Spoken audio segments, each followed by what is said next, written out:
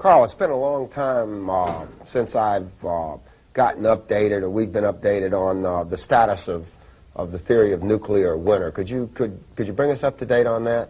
Well, nuclear winter is the predicted, from physics calculations, cooling and darkening of the Earth following a nuclear war. Basically what happens is, mainly from the burning of cities, fine particles get put up into the atmosphere, block sunlight, and so it gets darker and cooler.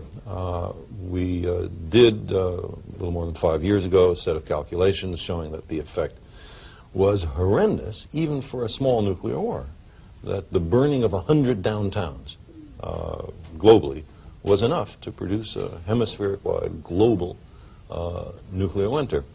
And there have been a lot of debates on it because it has a set of very disturbing implications about the nuclear arms race. It challenges the fundamental ideas of nuclear deterrence. And there's been a lot of fighting. What's happened now is that there's been a very nice convergence. Some of the prior claims that it's only a nuclear autumn, it's not so bad, it's not as bad as a nuclear winter, turn out to have occurred from everybody not putting the same smoke at the same altitudes.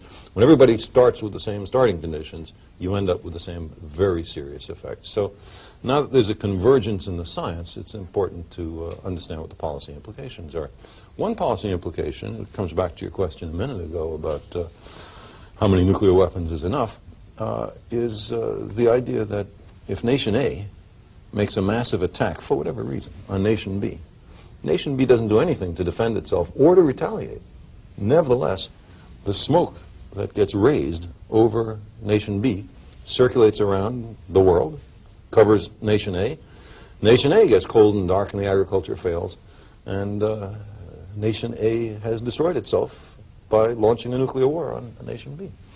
The main consequence of nuclear winter is massive agricultural failures, and many international study groups have now concluded that the net result in mass starvation can account for many billions of lives. Well, there's only 5 billion. How many is many? Well, hard to quantify, but you're absolutely right. It's a big fraction of the human community, and that's the long-term effect. And the prompt effects, you're going to kill many hundreds of millions, maybe 1 or 2 billion people in the direct consequence of a nuclear war.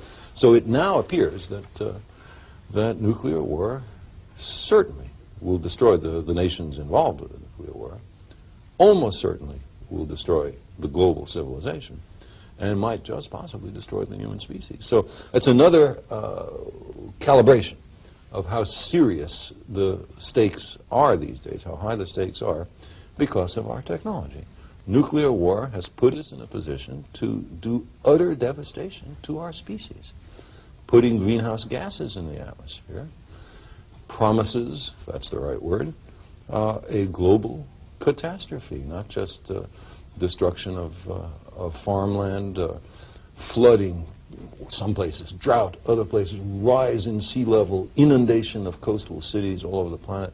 That's serious stuff.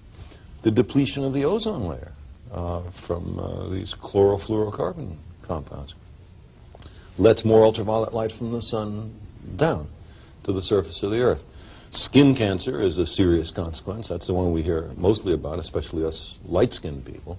Dark-skinned people are much better protected against it. But the more serious aspect of it is that the ultraviolet light attacks the little one-celled plants that are at the base of the food chain. Those are the guys that the next guys eat, and the next guys, and way up at the top of that ecological pyramid, there's us. And we're ultimately eating the one-celled plants that have been processed through lots of intermediate plants and animals. And so again, we're messing around with the global environment in a very serious, very stupid way. And we just have to get our technology in hand. It's not enough to say that corporations can do whatever they want as long as they make a profit. Not if they're putting at risk people all over the world. They can't. There has to be a new way of approaching this. And we can't say that one nation can do what it wants within its borders. Because, as I said before, what you do in one country's borders has consequences all over the planet. Well, we're going to be talking about space exploration, too, and not just all gloom and doom, but while we're on the subject, what can the average person, I mean, I think a lot of average people have heard a lot about this as the environmental and nuclear threat have been pounded in, and we're at CNN continue to raise the alarm cry. But what can the average citizen do about it?